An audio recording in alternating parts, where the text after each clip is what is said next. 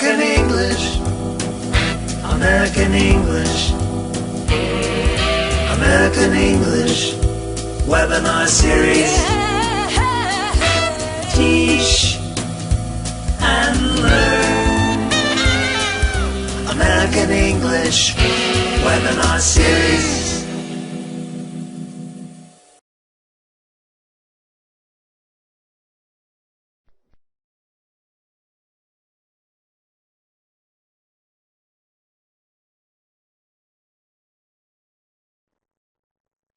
Greetings, teachers around the world. Welcome to the American English webinar series brought to you by the American English team at the U.S. Department of State in Washington, D.C. Let's begin Series 3 with a look at this great photo from Cameroon featuring teachers Tangu Monkim, James Chama, and Men Kimkeju, Lillian Masang at the LAPC, which is the Language and Attitude for Peaceful Communication, participating in webinar series 2. Thank you so much for sending in that picture. We'd love to see teachers learning together. We hope you viewing groups out there will share your webinar photos by emailing them to americanenglishwebinars@elprograms.org. We may feature them at the start of our next webinar. My name is Heather, and I'm also known as Moderator Heather, part of the American English team. Today you will see Moderator Katie, Moderator Jenny, and me in the chat box. We will be here to assist and support you as you participate today. Here you can see our exciting schedule for Series 3. Our next webinar will be on May 18th. And it is entitled Using Songs to Teach English with Kristen Lims. We're looking forward to that session. Now, since we're just getting started with a new series, we want to let you know what to expect. Our webinars are each 60 minutes long and related to a theme found on the American English website.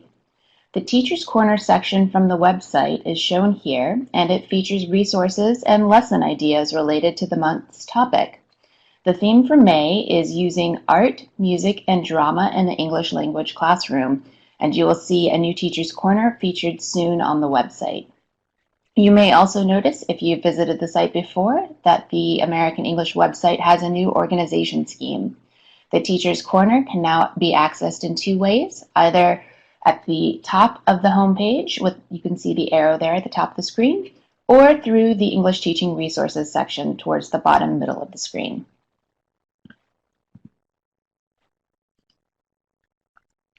Now let's look at how you participate in the webinars. During the webinars, you will hear but not see the presenter, and the way for you to participate is by typing in the chat box, as many of you are doing right now. The chat box is where you can ask questions or make comments related to today's topic. We might not be able to answer every question during the session as there are hundreds of teachers participating. However, there is another place to ask questions after the session is over, the Ning Community for Teachers, and we'll look at that in more detail momentarily. The presenter may also ask you questions in the form of polls. These multiple choice questions will appear on the screen for you to answer. And unfortunately, some people may experience technical problems during the webinar. We'll let you know if we're having a global technical problem. However, if you do lose sound, please follow along with the caption pod at the bottom of the screen if refreshing your internet browser doesn't correct the problem. We'll do our best to help you in cases of technical issues. As for e-certificates, each webinar series consists of 6 webinars, and during the series, the webinars are going to take place every other Wednesday. Those of you who attend at least 4 out of 6 webinars will receive an e-certificate from the Regional English Language Officer or local U.S. Embassy after the series ends. To be eligible for that certificate, we'll need your attendance information, and we will ask you to submit those details at the very end of the webinar. Don't worry, we will give you instructions about how to do this, and we'll provide a link for you to go and fill out a form that will allow you to supply us your attendance details. Okay, for our dynamic community, we do hope that many of you are already familiar with our Ning site, but if you haven't registered yet, please do join us. It's a great community with over 13,000 EFL teachers from around the world. It might take up to 72 hours for your registration to be approved, especially at the beginning of a new series. But here you can find the resources and discussion questions related to each webinar, as well as all of the webinar recordings and featured materials. You can also ask our presenter questions after the webinar and live chat with your fellow community members. And finally, before we get started, I wanted to let you know that our YouTube channel has a fresh new look. Videos are now conveniently arranged by resources for EFL learners, which might be helpful for your students, and resources for EFL teachers, which are for your professional development. You can even find recordings of the American English webinars here. Please be sure to subscribe to the American English YouTube channel by clicking on that red button that you'll find on the right side of the screen when you visit the channel. And now for today's webinar. Hey kids, let's put on a show, Theater in the English Language Classroom. This webinar focuses on how to use theater in the classroom, from developing short theater-based activities to putting on a student show. Our presenter will answer key questions such as, how do I choose a dramatic text for my students? What language activities could I do with that text? And how do I cast and direct a student show? By the end of the webinar, you'll have an enhanced understanding of using both small and large-scale theater projects in your classroom. Ultimately, the process requires an interdisciplinary approach, combining language work, theater performance, and cultural studies. And it is my great pleasure to introduce today's presenter, Danielle Papetti. Danielle has lived and worked in 13 countries. In each of these countries, she has been active as an actress, director, dancer, and choreographer. Danielle has also put on full-length productions with EFL students throughout Europe. In Albania, she led a play reading group at the American Quarter in Tirana for 2 years. Additionally, Danielle has trained teachers in using theater in the classroom in Hungary, Ukraine, Albania, Bosnia-Herzegovina, and Italy. Welcome, Danielle. We're looking forward to our session today.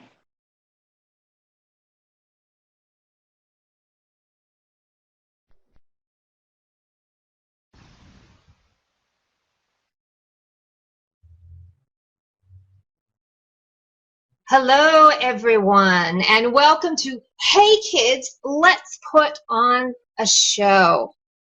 Now, you can see that I brought all my kids along with me from various theater productions over the years to welcome you today.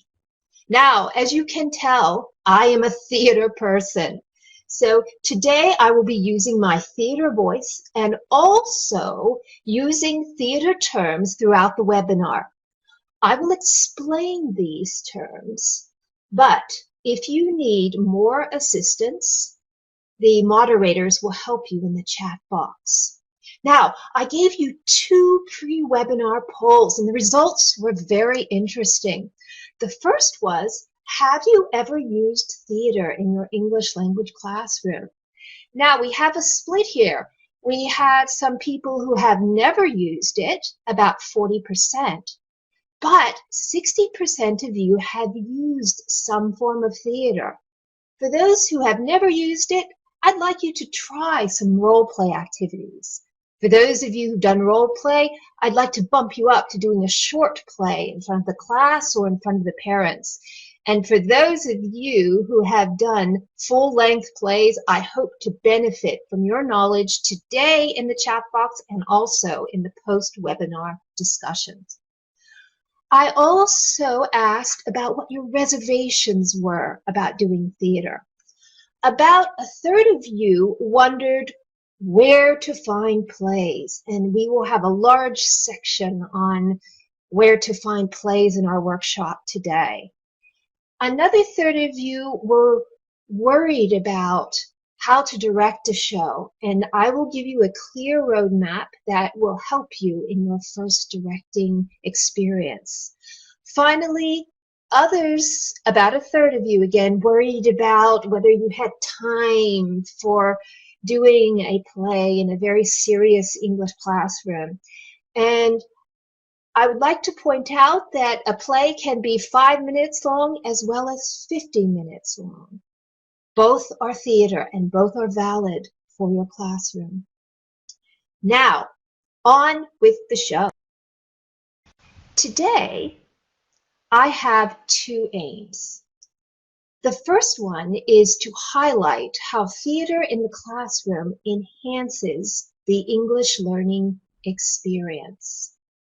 And the second is to provide a roadmap for creating an English language performance with your students. So, first the why and then the how.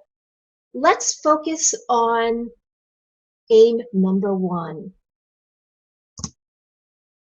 Why should you use theater with your students?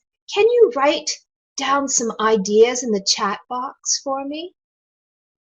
What are the benefits of using theater with your students? What do you think? Can they develop their creativity? Can they develop their English skills? Any ideas on this subject? I see a lot of typing is going on. Okay, well, as you make your list, I'm going to start mine. Okay, I see speaking skills, I see motivation, authentic English, creativities. Oh, these are wonderful ideas coming up. And to follow along with your ideas, the first one is that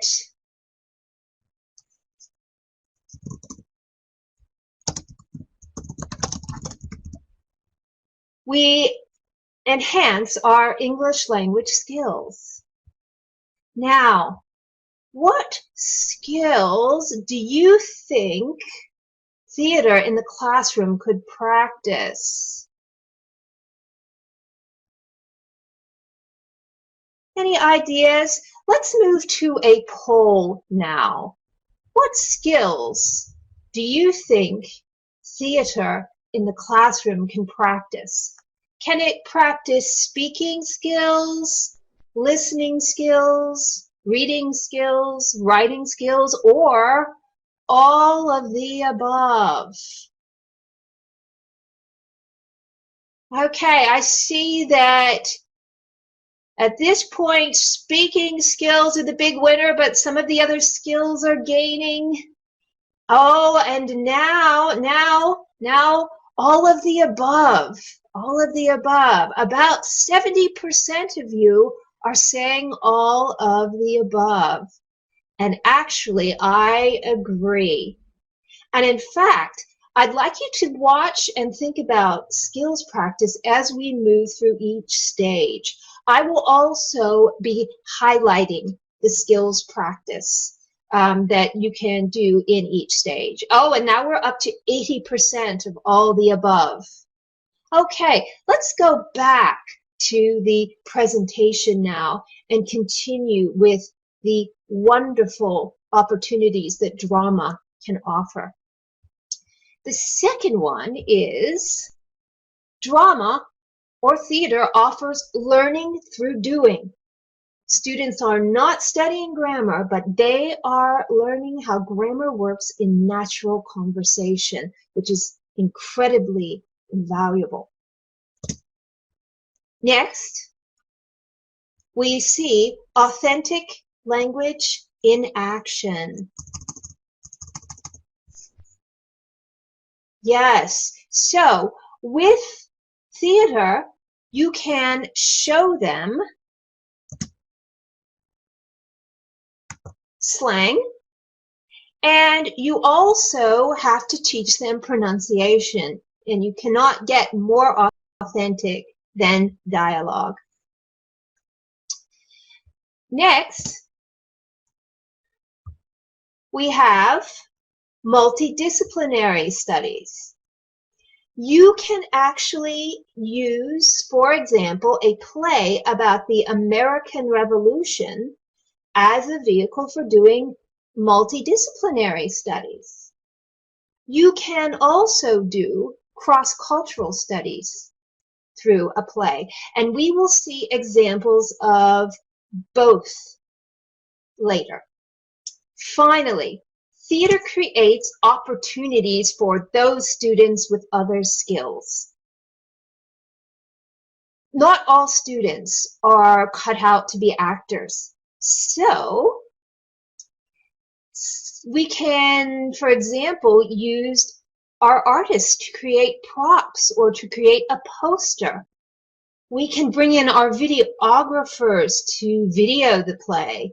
We can add musicians to compose music and play it during the play, or it could be played electronically. So many, many, many opportunities.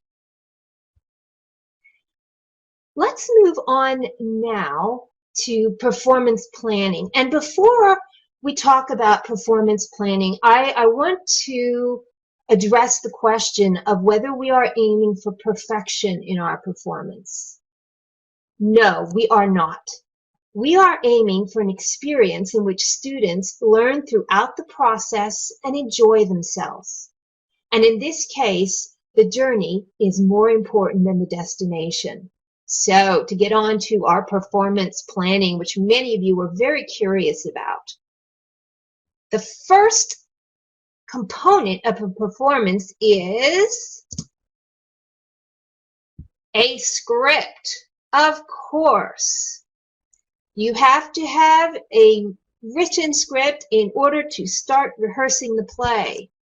The second component is casting. We have to choose our student actors for the roles. After casting comes preparation. So we first have to work with the words of the text to make sure that they are conveying the meaning to the students are conveying the meaning to the audience correctly. And also we have to set up movement that enhances the meaning of the play. Finally, then, we have performance. Those last 5 minutes of actually getting down and putting on the show. Today we will look at each of those 4 stages in detail. What's first? A script. Now, all theater starts with a script. Let's go to the chat box now. Where can you find scripts for your students? Where is an idea? Where do you go to find scripts for your students? Books, good. The internet, the library, Google, okay. Good ideas, good ideas. Often course books may have a little bit of a script. Fantastic. Ooh, comic books, I like that idea. Okay, some great ideas here. Now, let's look at 3 basic sources. The first one would be what many of you suggested. Search for authentic play scripts in print or online. And we'll look at a few of those a little bit later. Another source, which many of you mentioned during the pre-webinar discussions, is to ask the students to write the script. Now, this sounds very daunting, but it can be extremely simple. For example, we can write the script based on dialogue prompts. For example, did you hear about Alma? She's so lucky. No, what happened? And then the students continue the story. I guarantee that if you give this dialogue to 10 different groups of students, they will each come up with a different play. And your performance is simply going through each of the 10 variations in front of the class. no materials, and actually relatively a quick preparation time for those of you who are worried about timing. Now, you can also encourage your students, as some of you did in the pre-webinar discussions, to write a script based on a story. You can take that story and change it into dialogue, or you can write a prequel or a sequel.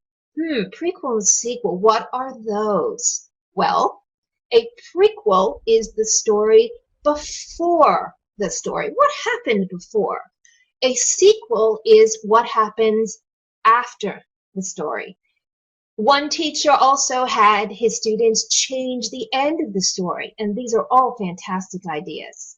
Now, if you're really crazy, you can write the script yourself. And I did that one time because I was asked for something incredibly specific and we had no time, and I fashioned the letters of the second president, John Adams, and his wife Abigail into a script. That is for the hardcore theater people. But if you're interested, it would be a great activity. And what skill do the latter two practice? That's right, writing skills. So we already have our star in for writing. Now, most teachers do prefer to use a script that has already been written. Let's look at some sample scripts. Now, how many of you teach young learners? Please raise your hand if you teach young learners. Oh, I see some hands going up. We have a lot of young learner teachers out of here. So, this script would be a good one for you. It's Goodnight Moon by Margaret Wise Brown.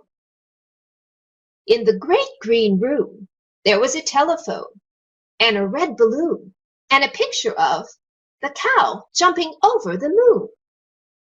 The positives of this script is that the vocabulary is extremely simple and the language is also evocative. So students can actually create pictures for each of these words and make a very fine presentation of them. Most importantly, this script illustrates that any children's stories can be made into a script. All you need to do is look at the story and divide up the lines for separate narrators. And if there is a dialogue, choose one child to play each character. So it's very easy to create simple scripts. Now, let's look at resources for teenage students. Please raise your hand if you teach teenagers or secondary learners. Okay, again, many hands going up. Thank you. You can put your hands down. Aaron Shepard's Reader's Theater site has a number of fantastic plays. Now, what is this Reader's Theater? It's theater, but the actors use the script while they are acting. So it is a subset of theater. And this particular script is called The Hidden One, and it is based on Native American legend. And in fact, all the scripts on his site are based on legends around the world. So you even may find a script in English that is based on a legend from your country. Let's look at this particular legend. The invisible hunter at the end of the village is sought as a husband by every village maiden. But will little Scarface even dare to try? Now, we have some challenging vocabulary in there. So what is a maiden? Maiden. Well, this is a term used in stories for young unmarried women, or in this case, a woman. And how about this word Scarface? Well, this is actually not a very nice term, and it is used to talk about someone whose face has marks or wounds. However, you notice in the genre, this is a Cinderella tale. And for those of you who don't know Cinderella, she was a poor young woman who became a princess. So it looks like little Scarface may be getting some good news. And this relates to the theme. Okay, at some point, little Scarface is going to do something or have something happen to her that builds her self-esteem and become a heroine. And all of the Reader's Theater on this site has a positive theme, so it would be a great motivator for your students.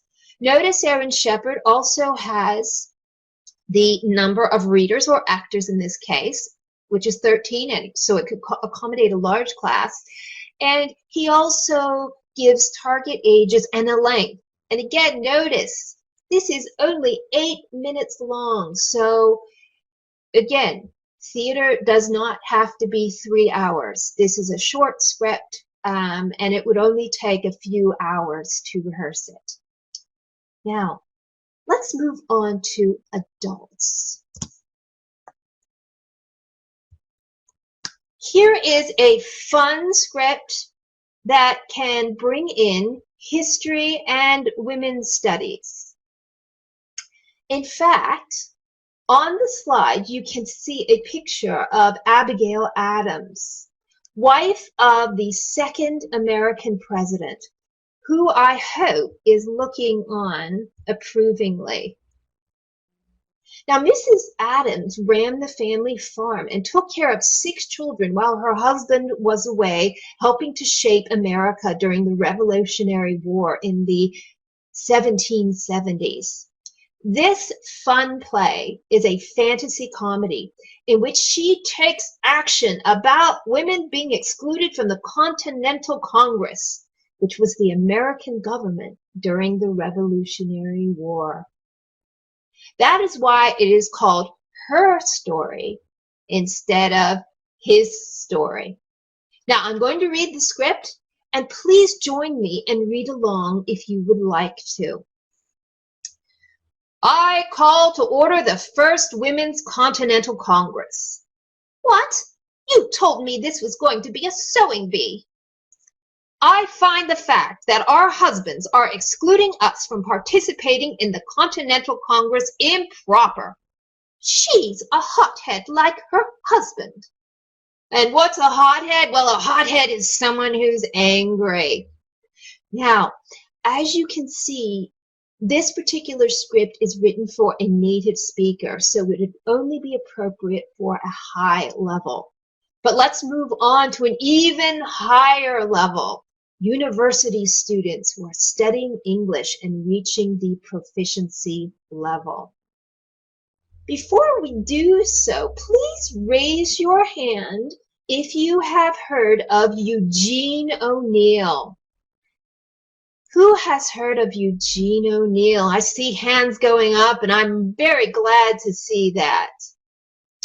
Eugene O'Neill is considered to be one of America's best playwrights, and he wrote many one-act plays when he was starting out as a writer. Let's look at one particular play called Warnings. And again, read along with me if you would like. I know you have to put up with a lot, Mary, and I wish I could do something to make it easier for you. I don't know what's going to become of us now. Oh, we'll manage to get along as we've been doing, I expect. But Mary, something terrible has happened. I'm almost afraid to tell you. And if you want to know what happened, you and your students are going to have to read the play. In fact, when I used this play with my play reading group, we guessed the whole way through about what was going to happen, and none of us were right. So, if you want additional resources for scripts, please look at my resources page for this webinar on the name. So now that we've had our fun choosing our plays, we have to move on to a serious slide. Unfortunately, there's only one in this presentation. You want to do your show with your students legally, so you must respect copyright laws. Now, What is copyright? Well, if a group performs a play that is protected by copyright, this group usually has to pay the author a fee called a royalty. Oh no. Teachers are poor, schools are poor, but there are some exceptions to copyright which will help us. The first is a wonderful thing called public domain. Any pre-1923 American play is in the public domain, which means it's free. So most of the wonderful work that Eugene O'Neill did on his one-act plays, almost all of them were written before 1923, so you can use them as you wish. A second exception to copyright is educational use, and this exception was made for us as teachers. If we use a play in our classroom, we do not have to worry about copyright. Next, there is fair use. And fair use occurs when we use a small part of the text in class. The rule is usually less than 10%. And I'll be making some fair use of a Tennessee Williams play later in the webinar. Okay, we have made the important decision about a play text. What comes next? Casting. So, how do you choose student actors for roles? Write some ideas down in the chat box. How should we choose? Okay, interesting. Randomly voting confident students. Students choose their own roles, volunteers. Okay, great ideas here. Let's make a summary of some of the methods that I have used in the past.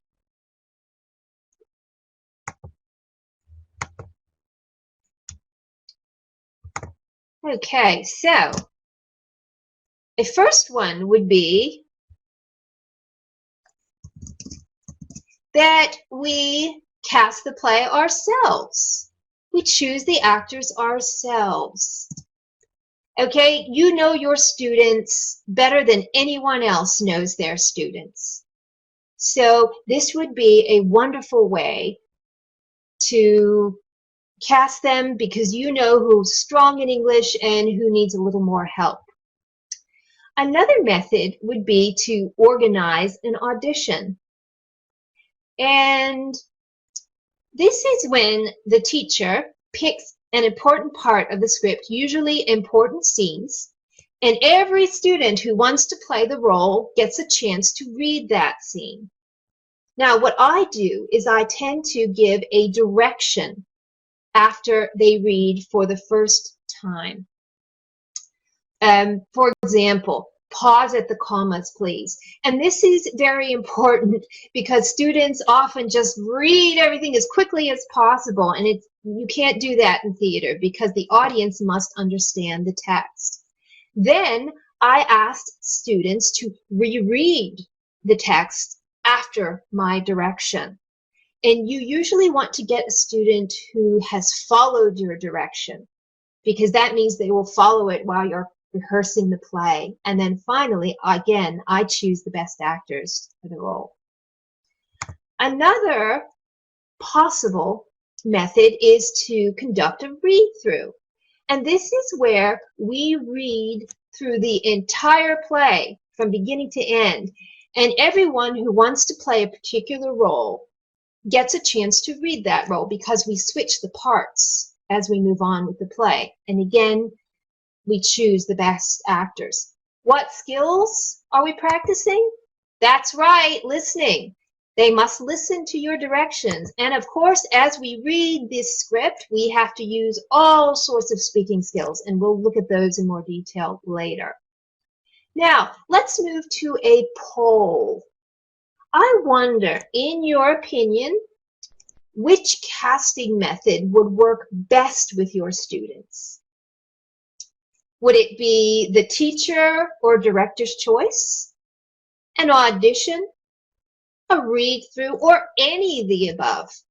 And some of you also used other methods, like having the students cast themselves, or just taking volunteers for roles. There's no right or wrong way to do this. Whichever works for your students would be the best. It looks like the narrow lead is with auditions. Yes, very, very narrowly. But feel free to try any method that you think is appropriate for your students. Okay, can we go back to the slides now? So we have our play. We have our actors. What is next? Something called table work. What is table work?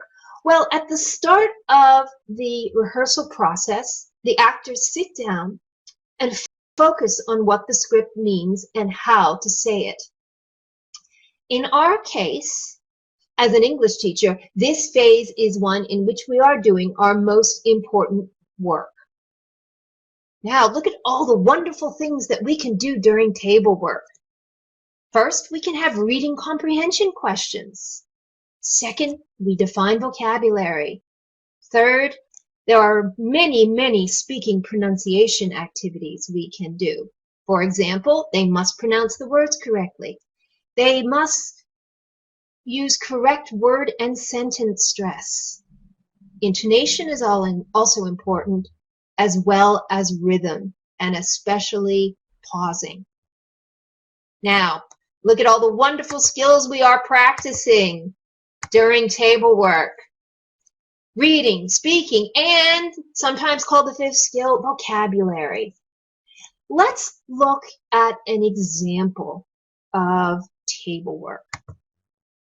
Here is an extract from Tennessee Williams' Glass Menagerie. To go back to copyright, I am using a very small extract of this play for an educational purpose, so I can justify the educational fair use. Now, as I read the extract, think about what specific task could help student actors understand this script. For example, what key vocabulary do they need to understand? Write your answers in the chat box. Deception, deception. How old are you, Laura? Mother, you know my age. I thought that you were an adult. It seems that I was mistaken. Has something happened, Mother? Mother, has something happened?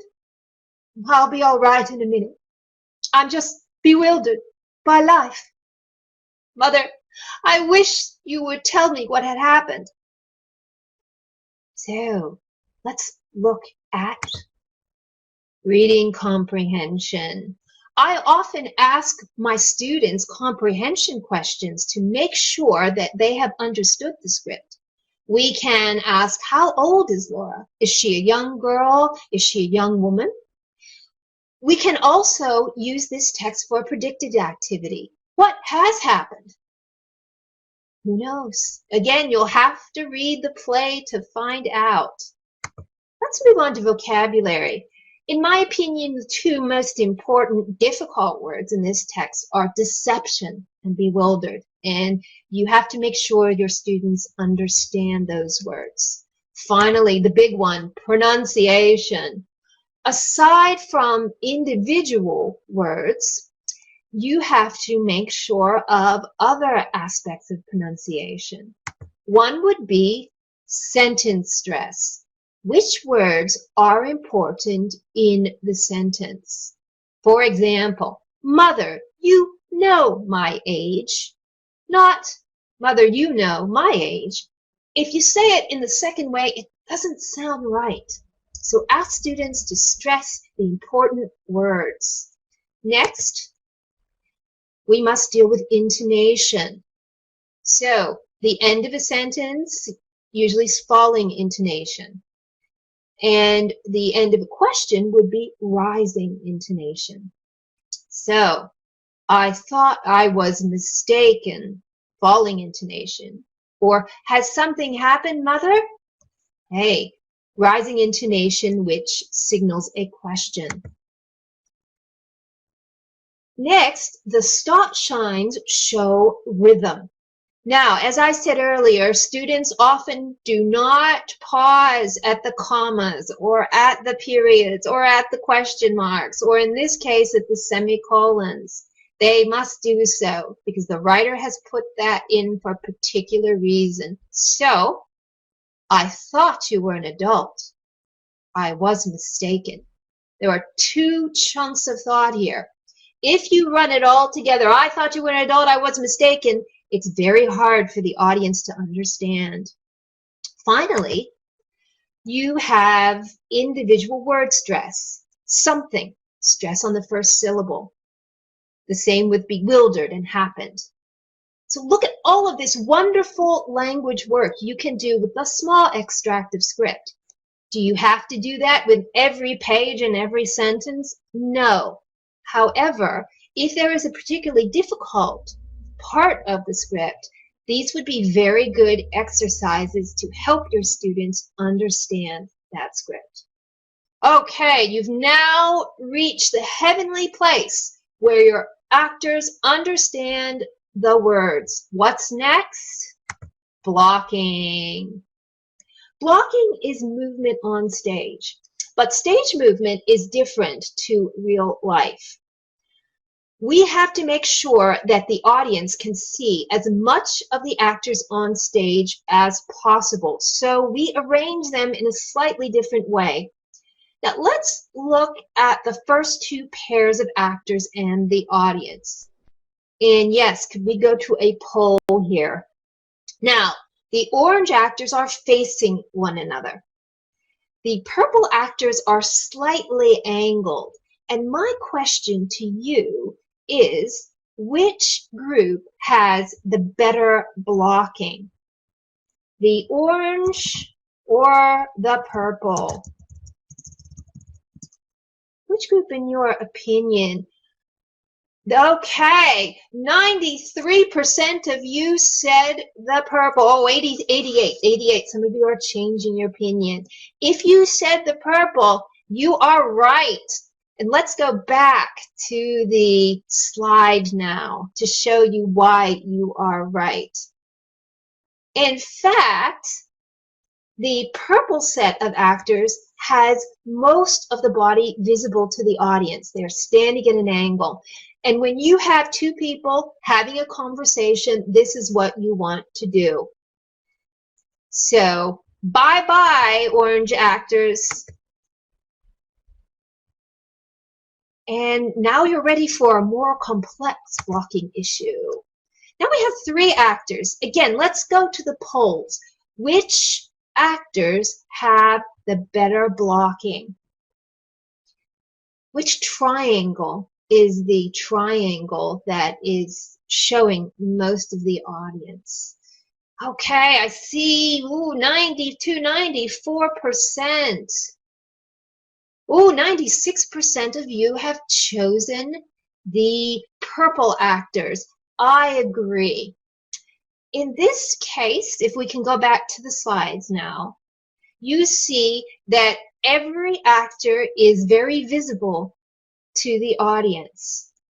And with the orange ones, the actors are blocking one another. They're not facing the right way, so the audience can't really see them clearly.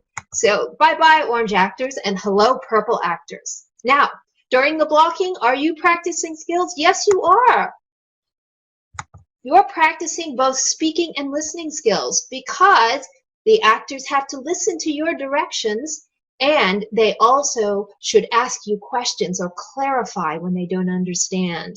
Okay, since you did such a great job, let's move on to advanced blocking. So, often our classrooms are not ideal for theater. This is an example of a classroom where I once did a performance.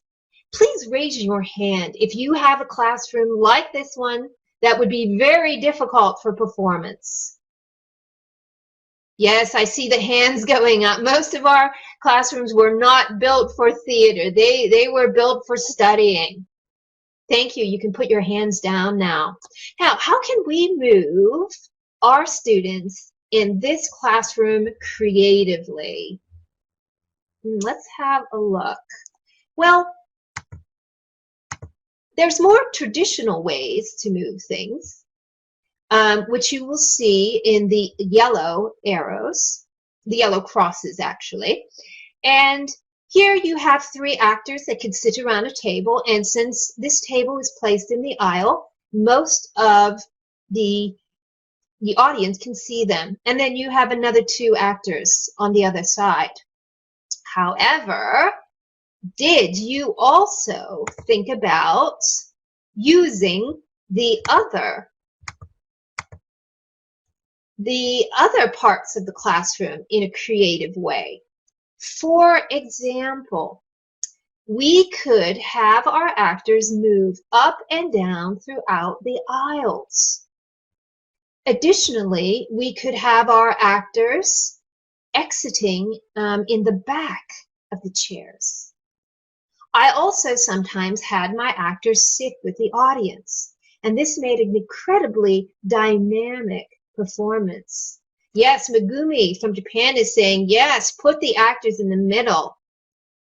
And also, I use this raised platform well. In fact, I had some students standing on the desk, and they love to stand on the desk, you can imagine. Now, blocking seems like it's a really difficult thing, and it is for new directors and new actors. If you want some more information about this, I will be happy to discuss it with you in the post-webinar discussion. However, what I recommend is that the next time you go to see a play, you watch how the actors are moving. And you'll see it's different from what we do in real life, but it looks very natural. Okay, so we've studied our script, we've practiced our lines, we've finished our blocking. What's next? Preparing for a performance. So how can we best prepare our actors for the performance? What hints or tips do you have that you think will help the actors give a very relaxed and comfortable performance? Any ideas? I've given you a little bit of a clue in the picture that I've included. Okay, I see that Tariq has said practice and Kanika rehearsal. Yes, definitely, definitely. We have to make sure that our students have enough preparation for the play, because if they don't, they're going to go on stage frightened. And a part of this practice and rehearsal is deciding whether you are going to memorize or do reader's theater. As I discussed earlier, reader's theater is theater that is done like in the photo with a script. So the actors have the script in hand, usually in a black binder while they are acting. Memorization, obviously they memorize all the lines and have nothing with them.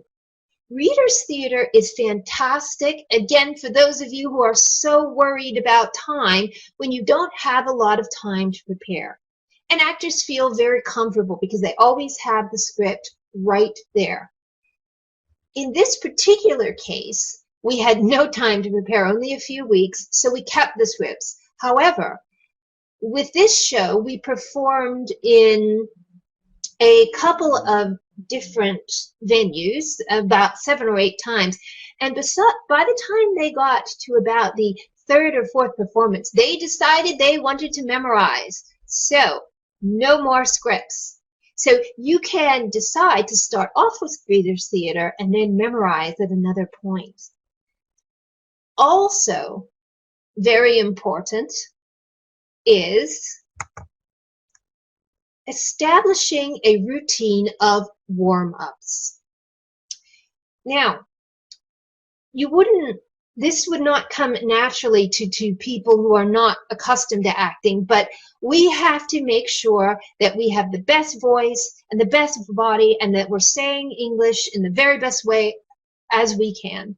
So before each show, it is a very good idea to have a warm-up ritual. What is it? Well, it starts with breathing. In order to project properly, to throw their voice into the audience, the actors have to be breathing properly. If they are not breathing, well, their voices will be very small. Now, Raman is asking me, how long does it take for a warm-up? I would say usually between 5 and 10 minutes. During a show, but right before a show, you want to do a really long one. But during a rehearsal, I would say take the first 5 minutes to do a very quick warm-up. So after you do breathing, you need to do a physical warm-up. And this is where we're moving our body and making sure that the body is very loose so that they can move very freely in their character. And all I do with my students is just have them shake their body out. And it also gets them giggling and more relaxed. Next, we should use some tongue twisters, which everyone likes. Everyone is a fan of tongue twisters in English, and one that I like to use is the lips, the teeth, the tip of the tongue. And what we do is we start it off very slowly, and then it gets quicker and quicker and quicker. Like, can you say it with me?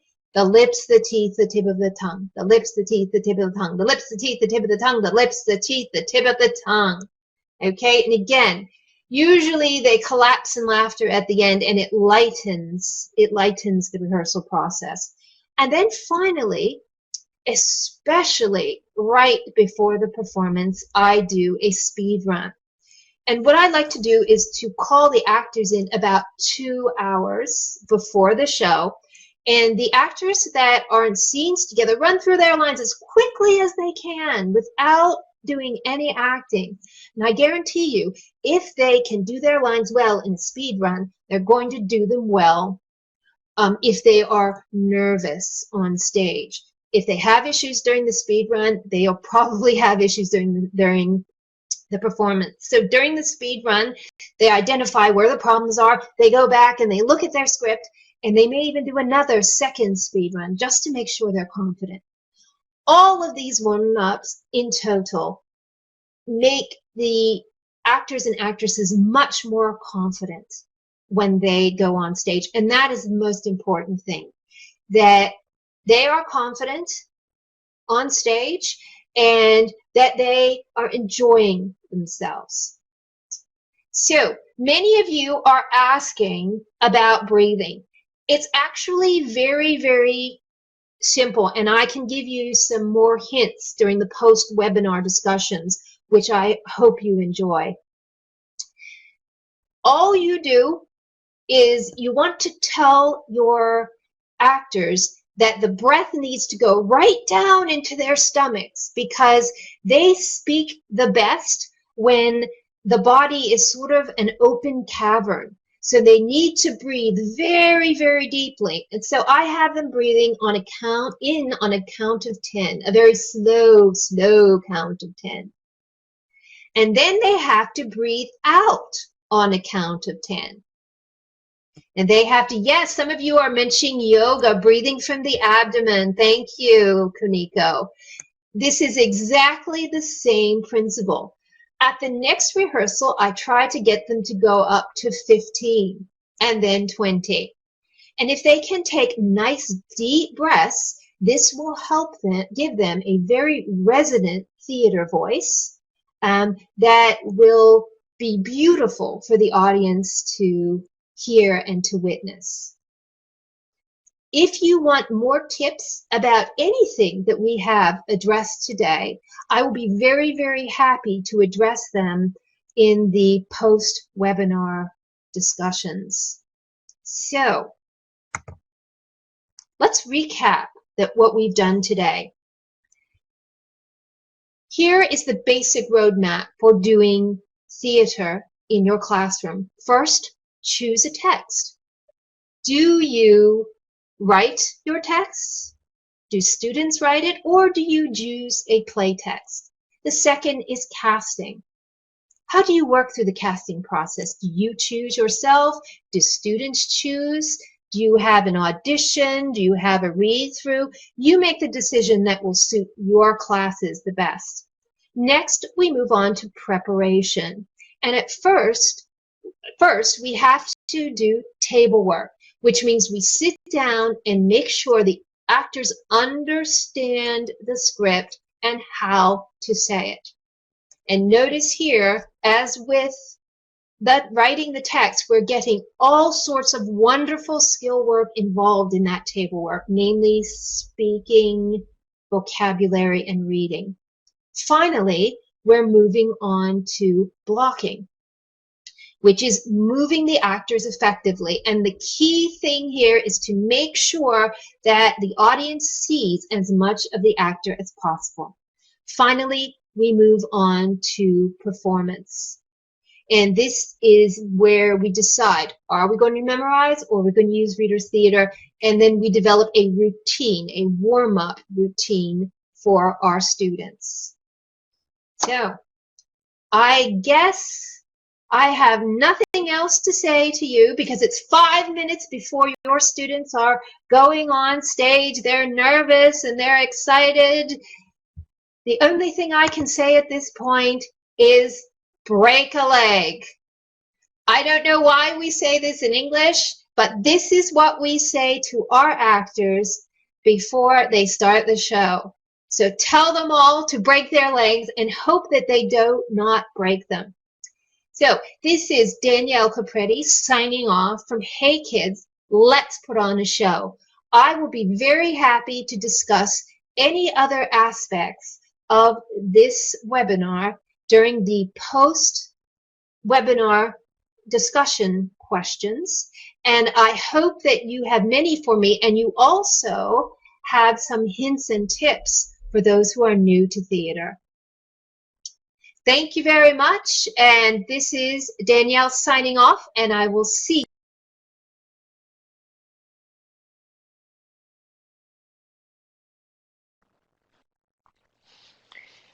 All right. Well, thank you so much, Danielle, for that practical guide for incorporating drama and performances into our EFL classroom. I think you offered us several ideas that are both fun and that support language use and development. I know that we all look forward to exploring the helpful resources that you've shared with us on your Ning resource page as well. I also want to thank you, our webinar audience,